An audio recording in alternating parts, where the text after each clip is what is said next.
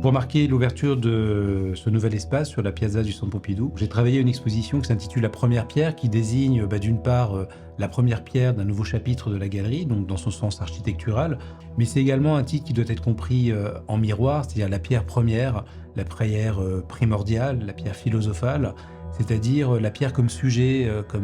sujet de fascination pour les artistes depuis la nuit des temps, puisqu'on a réuni des œuvres qui viennent de différentes galeries, de la préhistoire jusqu'à nos jours, avec des œuvres aussi qui sont des antiquités égyptiennes, grecques, romaines, des peintures exceptionnelles du XVIIe siècle. Donc d'un réseau de galeries amies, et cette exposition souhaitait aussi témoigner de façon un peu manifeste le réseau dans lequel on s'inscrit.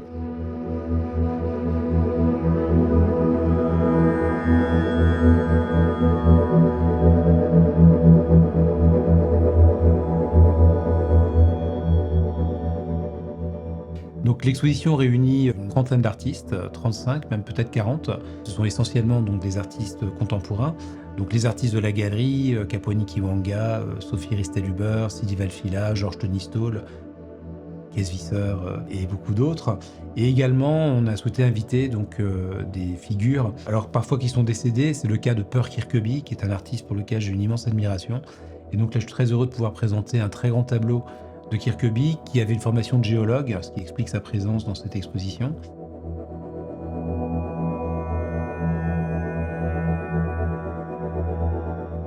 Des artistes de toute époque, de toute génération, et qui tous questionnent ce rapport à la pierre dans sa dimension la plus sacrée, peut-être même ésotérique pour certains, animiste pour d'autres, et qui témoignent, je crois, aujourd'hui d'une reconsidération d'un matériau. C'est peut-être le symbole de la façon dont on malmène la nature aujourd'hui à travers ce matériau qui pourtant est vraiment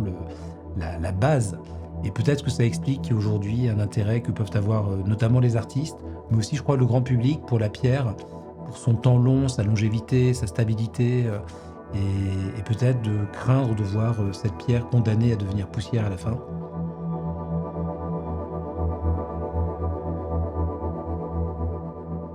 Une des grandes joies que m'offre cette exposition, c'est de pouvoir montrer des météorites, qui est une passion que j'ai, et une fascination même égale à celle que j'ai pour les œuvres d'art. Pour moi, ce sont à la fois des objets d'une grande beauté plastique, d'une grande densité conceptuelle, puisque ce sont des objets qui échappent vraiment à notre capacité de se figurer d'où ils viennent.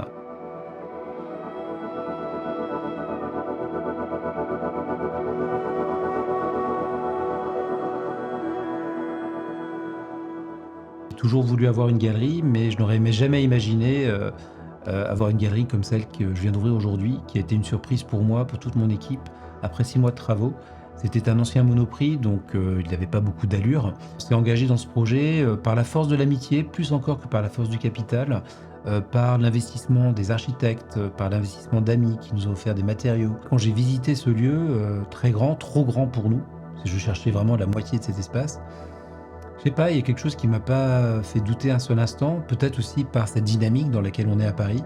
où voilà, il y a quelque chose, un effet d'entraînement collectif qui m'a fait voilà, me projeter dans cet espace qui est sur la piazza, directement de plein pied avec le Centre Pompidou, qui pour moi a toujours été un peu ma montagne, et j'ai toujours dessiné ainsi ce musée qui est vraiment le sommet auquel je veux faire accéder les artistes avec qui nous travaillons. C'est quelque part une motivation, ça me rappelle tous les matins quand je lève le rideau ici à la galerie que notre vocation, à nous galeries, elle est muséale. Non pas à devenir des musées, mais notre vocation muséale veut dire que notre vocation, c'est aussi de porter l'art dans les musées, et qui me font dire vraiment mon mantra, c'est que l'art est contemporain, et que la qualité artistique d'un objet est volatile. Et que lorsqu'un objet d'art perd sa contemporanéité, c'est-à-dire sa présence, la façon dont il nous regarde et dont nous le regardons, je pense qu'il perd sa dimension artistique. Il ne devient pas un objet inintéressant pour autant, mais l'art a à voir avec le vivant, je crois, et l'art est forcément contemporain. Un tableau du Caravage est contemporain, un portrait du Fayoum sera éternellement contemporain, parce qu'il nous regarde.